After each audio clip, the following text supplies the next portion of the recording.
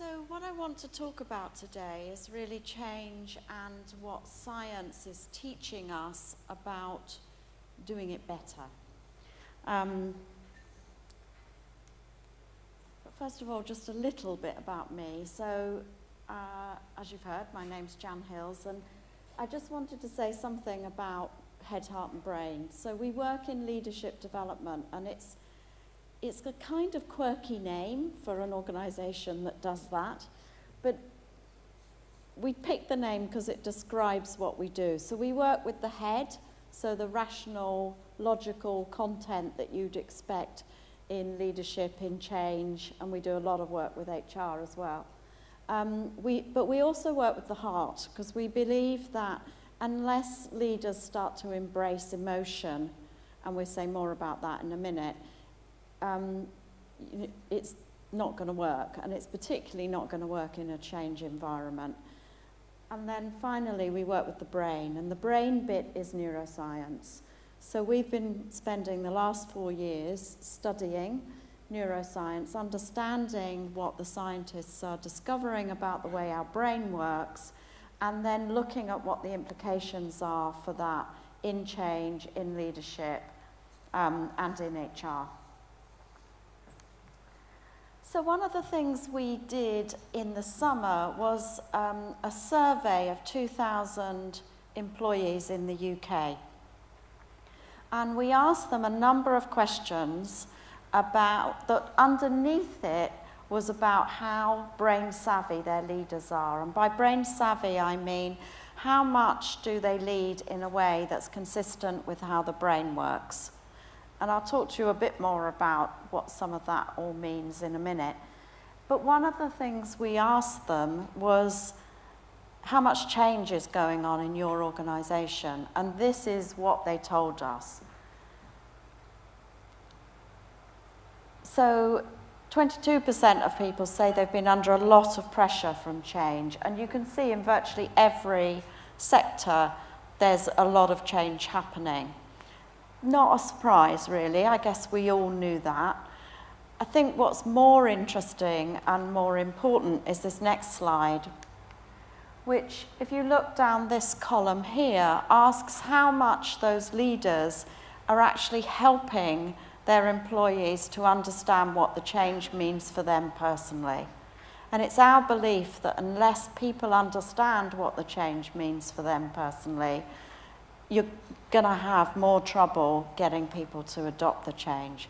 So on this slide, the purple piece, you want to be as small as possible, because the scale is my leader does not help me. So you can see here that if you're in telecoms, anyone in telecoms here? Shame. They're doing pretty well with change. So their leaders tend to help people to understand what's the change that's going on and what it means to them. The industries that are in some trouble are health, unfortunately. Anyone from the health sector? No. Transport.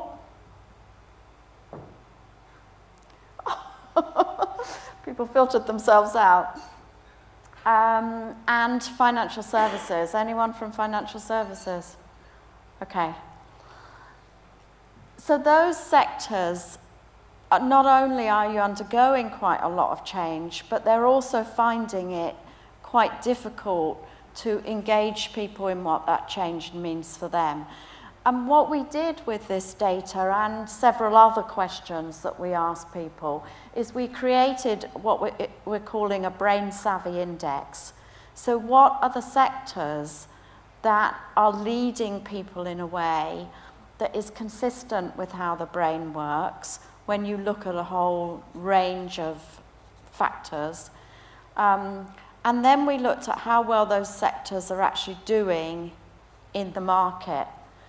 And it's hard, but there is some correlation between how brain savvy those sectors are and their business results. Now, of course, that doesn't mean an individual company is good or bad, because your people may answer these questions differently. But I think from a sector point of view, it begins to give us some indication of how being more brain savvy might be helpful. So let's have a look at what we mean by being brain savvy. And why having those characteristics really works for organisations. As I go through this, I'm going to mention quite a few studies. If people are interested in the actual science that's behind this and the scientists I talk about, give me your card and I'll send you the actual references. Because one of the things I think about neuroscience is it's becoming a bit of a flavour of the month. You'll see quite a lot written about it and quite a lot of organisations beginning to say they do it and they weave it into their offering. There's also quite a lot of hype about it, so it's important to kind of dig through what's the real science saying versus what some of the hype is. And one of the good ways of doing that is going back to the peer-reviewed research. So the first thing that's important from a leadership point of view in change is to understand that the way the brain works. So the brain is actually constantly scanning for threat and reward. So it's constantly worrying about, is there something in my environment that may cause me harm, basically. Now, obviously, when we were on the savannah, that was a good reason why we survived. We noticed the tiger stalking us, we noticed the snake in the grass, and we were able to flee, basically. That's where the fight or flight mechanism came in the brain. The trouble is that in modern society, and particularly in modern businesses, we're still looking for those threats. But now those are social threats. So increasingly we're seeing that the brain focuses and notices social threats. And so those are things like your boss frowning at you when you come in the morning. They are things like being given public negative feedback. They are things like being challenged in public. And when that happens, the natural response of the brain is to close down the prefrontal cortex, the executive part of the brain, the bit that does all our rational, logical, goal setting and our creativity. That starts to function less well, and all the energy goes into the older part of the brain, into the amygdala and the limbic system, because that's saying, I'm going to get you out of here. I'm going to get you out of this danger. Now, that happens in a nanosecond, so you've already acted and avoided talking to someone that would be a good idea for you to talk about, or put off doing that report that's causing you some sort of stress before you've really had a chance to think about it. So for leaders, being able to, first of all, be aware of that threat response and manage their own interaction with their teams is the first thing. And secondly, to engage people in understanding what's feeling threatening to them at the moment versus what might be a reward. So engaging with others gives a reward response in the brain. Being praised gives a reward response in the brain. Getting better at doing something gives a reward response in the brain. So you want to balance those two things out. The other thing that we see happen in change is that, frankly, there's too much to do. And our natural reaction, I think, when there's too much to do, is to start multitasking. And we also probably end up with dozens of emails in our inbox, and we get up in the morning or on the way to work or when we first get in the office and we start doing our emails. How much is that people's normal reaction? First thing they do in the morning is their emails. Okay, this is the bad news. Our prefrontal cortex, that executive part of the brain, gets tired very quickly, probably within about 20 minutes. Now, you can rest it by doing something else, but basically, if we're using all our creative energy, which that area is responsible for first thing in the morning, it's probably doing emails, it's probably not the best use of that bit of your creative brain. So the advice is to actually do those thinking type things where you need to be creative, where you need to, do a difficult presentation or a difficult report when your brain is rested, and that's usually in the morning. The second thing the science is telling us is that for optimal working, and particularly optimal learning, we need three things to be in balance. We need good sleep, and I don't know about you, but I'm an absolutely dreadful sleeper. So we need good sleep. We need a good mood. So think about the environment you create with your teams. How positive is that? Because there's lots of scientific evidence that people who are in a good mood are more creative and have more insight, so they solve problems more with insight. And the third thing we need, which is maybe surprising, is mild stress. Now, mild stress is that feeling of flow. People familiar with the work of Csikszentmihalyi, he's the guy who's looked at flow. So flow is when we've got the balance between the challenge for what we're doing, our perception of the challenge, and our perception of our ability. And when those two things are in flow, are in balance, we're in flow. So we're stretched to do something. We know it's kind of just at the edge of our comfort zone, but we're succeeding in doing it. It's that time when, you're at the board meeting and every question they fire at you goes perfectly well. It's when you know exactly what to say to the employee who's struggling. Those sorts of points of time. And the thing about mild stress, good sleep, and good mood is obviously they feed off each other. So if you're feeling tired, you're probably feeling overstressed, and you're probably not in a terribly good mood. If you've had a really good night's sleep, you're probably feeling in a better mood, and you're much more able to get into that flow. The third thing we look at in brain-savvy leaders is being able to better manage their emotions. I'm not talking here about being emotional. I'm talking about increasingly us understanding that leaders need to, recognize the role that emotions play in leadership and in work. So what the science is telling us is that there's almost nothing we can do without it having an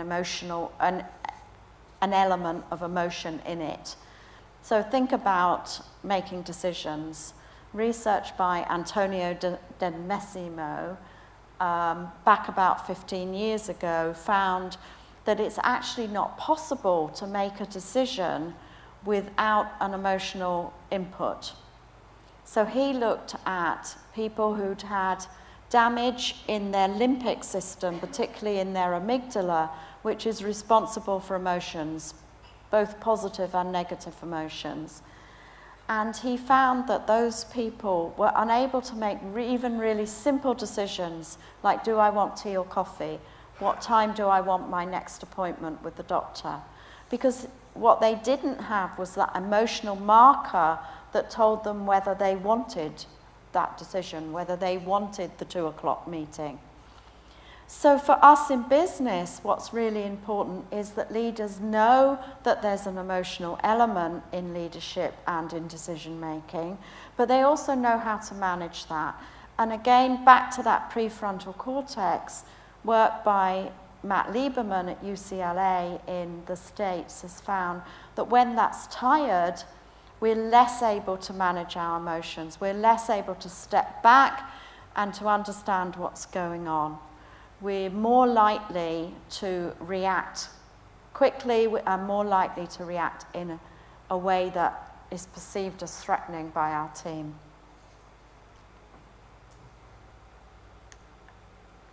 And then finally, thinking about change.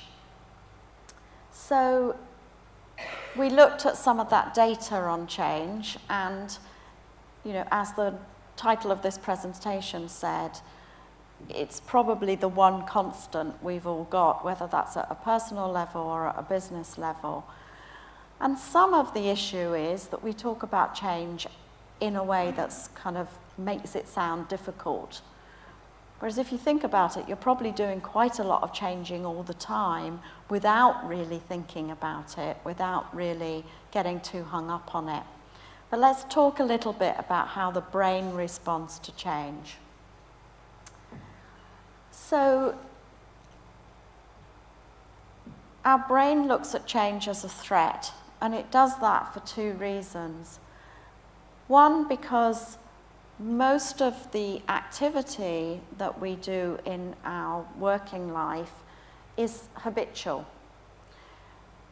The scientists think something like 70% of what we do is habit, and probably 70% of our job becomes habit if we've been in it for a while. We get used to doing it in a certain way. Now, habits are really useful because it saves energy in the brain.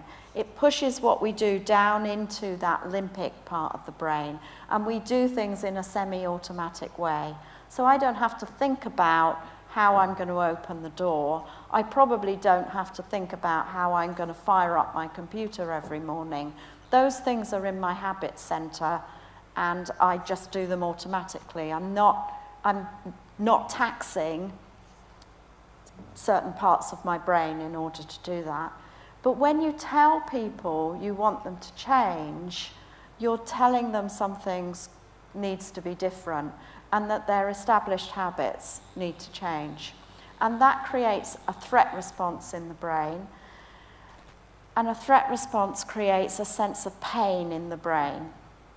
So this, again, Matt Lieberman, he's done a lot of work in this area, has found that the pathways in the brain that we use for physical pain, so if you pinch yourself or you break your leg or you hurt your arm, are the same pathways that we use for social pain. So when you tell someone you're going to have to change your job, we're restructuring the department, we have a new head of department coming in, all of those things, the initial response is threat, pain. And that's why people resist change. Now, our prefrontal cortex can override those habits and say, no, if I make this change, there are going to be some benefits for me, but they need help. So you need to be able to set clear goals, and to do that, you need to understand what the change means personally. And you need to be motivated. So you need to be able to think, if I make this change, there's something better out the other end of it for me. And it's those things that most change management programs don't focus on, or don't focus enough on. So creating a burning platform is probably one of the worst things you can do, because you're immediately setting up a threat response. Spending time engaging people in understanding what the change means for them, and engaging them in putting together a plan and what are the rewards that they're going to get by making that change, is where the benefits can come from. I'm going to pause there a moment and ask if people have any questions about the 4 things I've gone through, or comment. You might not agree. Yeah. Sorry, I got the light there, so. I work in health. Oh, right. First of all.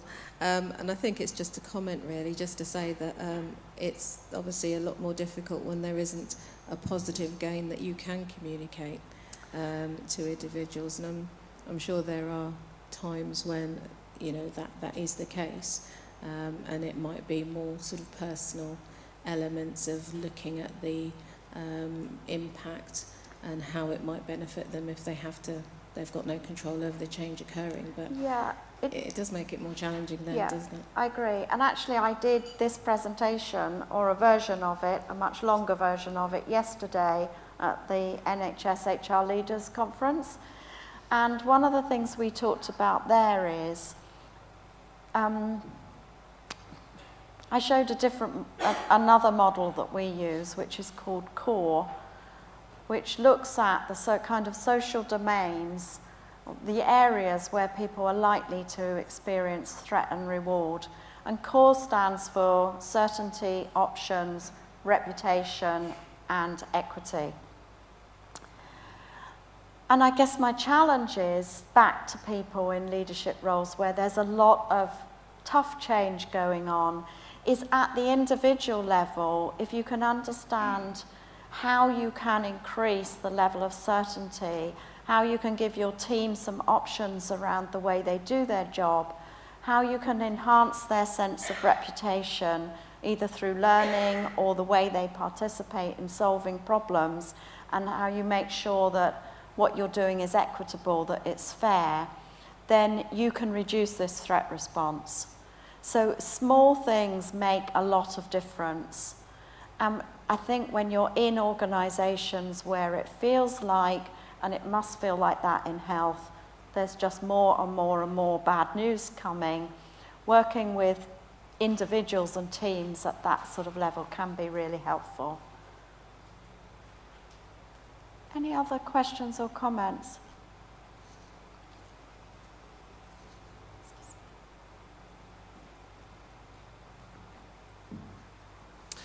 Hi there, my name is Mike Taylor.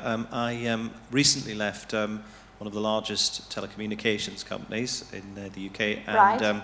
I'm quite surprised at that result, because I didn't expect to see that industry being particularly strong, but I guess that's a separate issue. The comment I was going to make was about whether maybe I'm trying to rationalise that, and one of the things that was evident is that there was a very change was a real constant in that business, and every individual in the business had experienced a number of changes in the past, constantly reorganising, constantly changing the way in which you formed. So is that something which can contribute towards accepting change more readily in the future, the things that you've experienced in the past? Yes and no. So I think if the change has been done well, and people have had an experience of those 4 core elements, so they've had some certainty, they've had some control, you know, they know how to cope with change, then it can be that that's gone into their habit system, so they can almost go, okay, I recognise this, I know how this works, I know what are the things that will get me through this, I know how to put a sense of control back into my job when it's all changing, I know how to create my own sense of certainty. So I think you do see that happen where people have had positive experiences of change and they've taken that positive learning. I think what happens more frequently, unfortunately, is people have poor experiences of change and then they anchor that feeling. So when the next change comes along, it immediately brings up a very emotional response, a very strong threat response, and they're not just responding to that change, they're responding to all the things that they experienced in the past. So, you know, again, I think the leader's role is, can they break that negative habit by putting in place a better change experience for people. And that's why I think change is so difficult for people, because it's not just what's happening now, it may be how they kind of had problems in the past. And going back to telecoms, I might know where you worked. We've been talking to them about some of this. So the only way you know whether it was kind of a particular industry would be to get, a particular company would be to get them to fill in the survey. So, the last thing I want to say about leaders is there's a lot of evidence now that, well, two things. First of all, in our survey, one of the things we saw, one of the things that people who rated themselves in senior leadership positions in the survey were that they were as confused about this change and they were as worried about it as the people who were more kind of junior in the organisations. So, you know, everything I've said is the same for senior people unless they do something about it for themselves. So that's point one. The other point is there's an awful lot of research now about emotional contagion. So if as a leader you're walking around the organisation looking stressed, looking tired, looking glum, and kind of not engaging with your people, those feelings are going to pass to your team. When I first heard about this, I still had quite young children. I was horrified what I might have been passing on to my children in terms of stress. But the good news is, if you're walking around looking in control, with a positive outlook, and engaging people in what's going on, that too will pass to your team. So the contagion goes both ways. So I think that's one of the kind of things to remember as leaders. So what do we think were the organisations that were at the top of our brain savvy? Or not the organisations, the sectors. So we know finance had some challenges with change. Who believes that finance would be above the midpoint? Yes, no? As a finance person. But these are some of the results we got.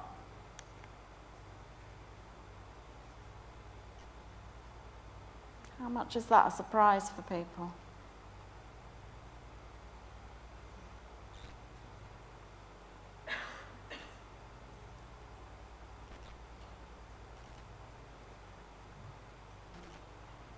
No, yes?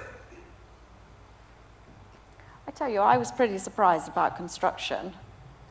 It's not an industry we kind of think of as being particularly strong in this area, but that's what the data said. And I do think there is a correlation between how well leaders in the sector can manage change and how well they came out on this, because the other questions around how open people are, how well people work in teams, how much feedback people get, those things tend to kind of go together, I think. So one of the things we thought we'd do, on your tables is a handout that gives you an opportunity to just think about, from your own perspective, in terms of being brain savvy, what are the things you already do well in each of these areas? Because there will be things, even if you know nothing about neuroscience, that you do naturally do well. And then what might be some of the areas that you'd like to think about doing differently? So if we give you just kind of 5 minutes or so to complete that for yourselves, and then maybe share with your table, a couple of people on your table. And the reason we get you to do this is the way our brain learns is to take in some new information, but then if we use it, we develop much stronger neural pathways around that, and we're more likely to use it again in the future. So this is one way of beginning to kind of use some of what we've seen here. So 5 minutes to fill that in, and then maybe 10 minutes to have a chat about it.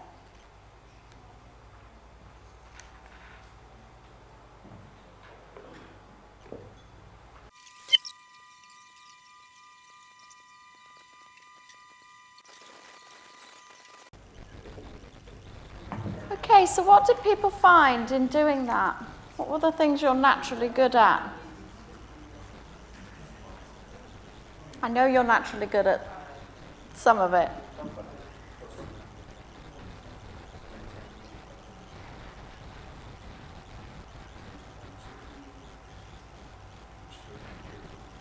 Thank you, David.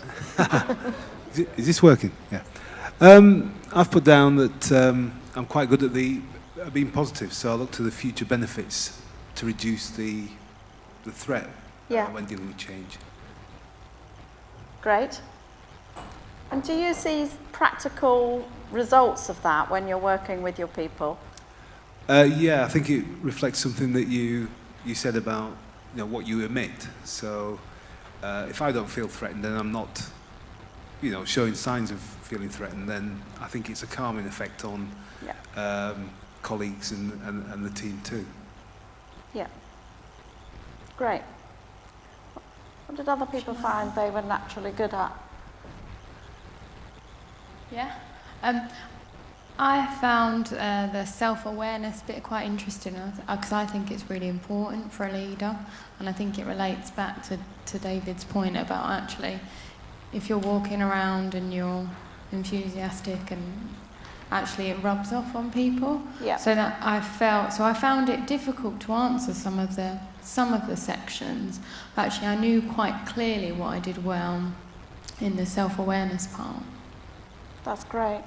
It's quite interesting because there's a piece here in the sort of behind your middle of your forehead here called the medial prefrontal cortex, and that's the area where we think about ourselves. It overlaps 85% with the area when we're thinking about others. So the belief by a lot of scientists is the greater we understand ourselves, the better we're able to understand others and put ourselves in the shoes of others and understand, almost mind read if you like, how they're going to respond to things. So I think again, it's quite an interesting thing for leaders. We've seen quite a lot of work over the last few years about understanding self, but making that link to also understanding others. And that area of the brain comes on, so it becomes active within 20 seconds or less of us stopping thinking cognitively, so thinking about strategy or thinking about task. And that kind of suggests that we're primed as humans to be social, to think about the importance of social connection, because that's our natural brain state, if you like. And that acts as a seesaw. So if you're thinking about strategy a lot, you can't be thinking about the impact on people. And if you're thinking about the impact on people, you're probably not thinking about strategy. So again, something for leaders to make sure that they are conscious that they're switching into that, because if you're in the habit of mostly thinking about task and strategy, you may not notice when that part of your brain is activated. You may not be, in inverted commas, listening. I don't mean literally listening to that bit of your brain, but you're not picking up the signals so much. Thank you. Any other comments? What about were some of the things that people saw as more challenging, if you're willing to share?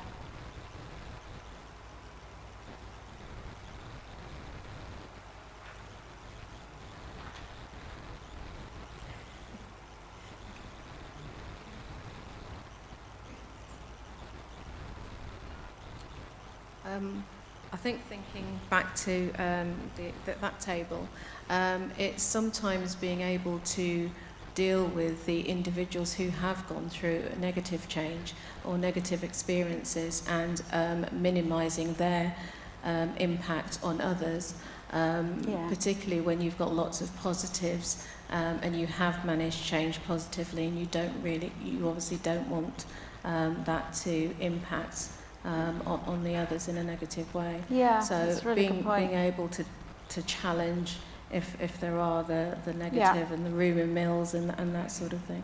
Yeah, and set the standards for the positive behaviour.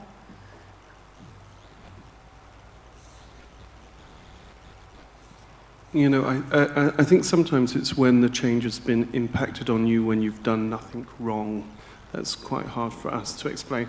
So I work in Lloyd's Register. A lot of people aren't building huge ships, and the surveyors and the auditors that do all the sign-off are doing a great job, but just no one's building ships. So we as an organisation have to react to that. Yeah. But it's about explaining to them, this is nothing you've done wrong, and stopping this pain cycle, and then this negative impact of change, which is nothing that they can control or do, which has been quite interesting from this. Yeah, that's tough. And I guess it's also about, I was talking about that core model, about how do you give those people back some control over their careers if their whole kind of industry is shifting. Mm. And I think sometimes it's even where it's gone from the UK to another country as well, where it's been outsourced to another country. Yeah.